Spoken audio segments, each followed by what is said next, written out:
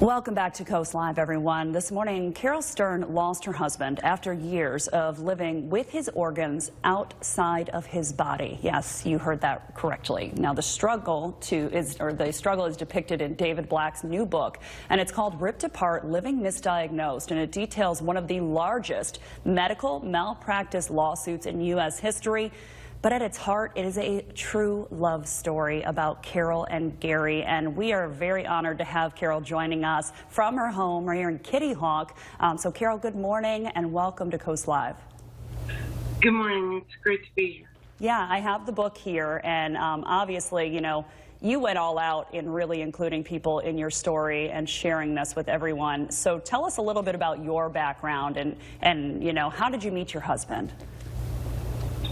Well, my background was I was a military brat and grew up just going across the country with my family. My father passed away when I was young, so my mom raised 6 of us by herself.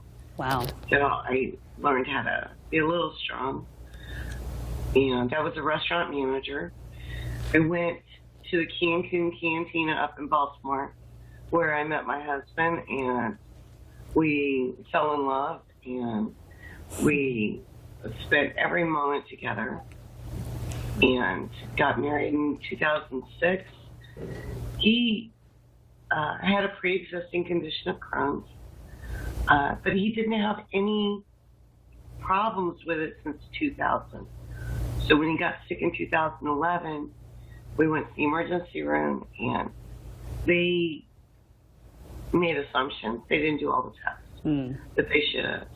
The test that they were doing was inconclusive. So that's where our nightmare began. And how was the hospital staff in dealing with this? I mean, I know you had numerous experiences over the years that this was kind of unfolding.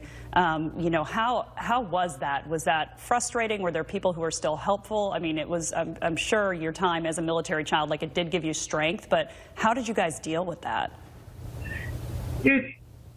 Every hospital out there is going to have problems. We are human beings, and people that work in hospitals are human beings. So, of course, there's going to be mistakes, and there's going to be people that are having bad days, and they see a lot. There's a lot of nurses that get burnt out. Yeah. They see a lot of different things.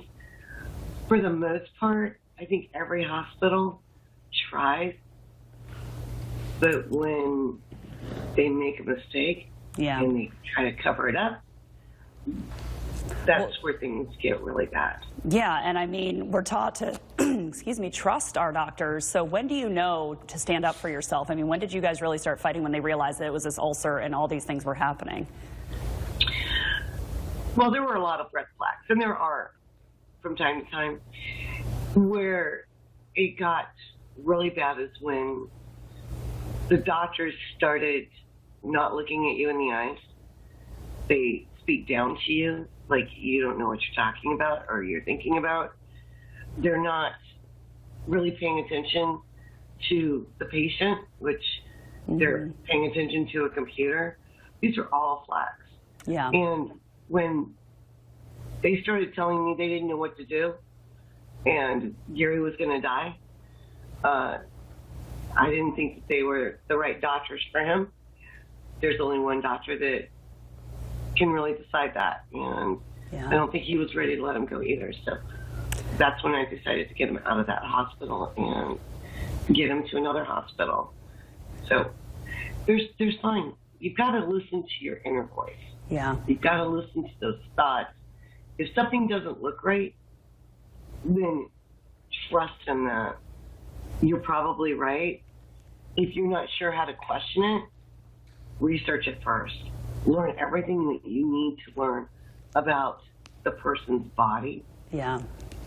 So the doctors don't talk down to you.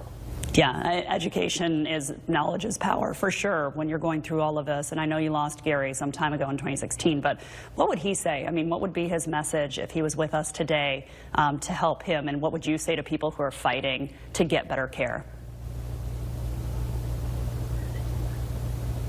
He would say, don't let this happen to you. Listen to yourself. Scream at the top of your lungs. don't let them tell you what's going on. You know yourself. And he was right. Yeah. I didn't listen to him to begin with either. And I was listening to doctors. And I will not make that mistake again, ever, for anybody. And I'm hoping no one else does. And he would be proud. He wanted his story told. Yeah. He wanted it to help somebody. And that's all that really matters.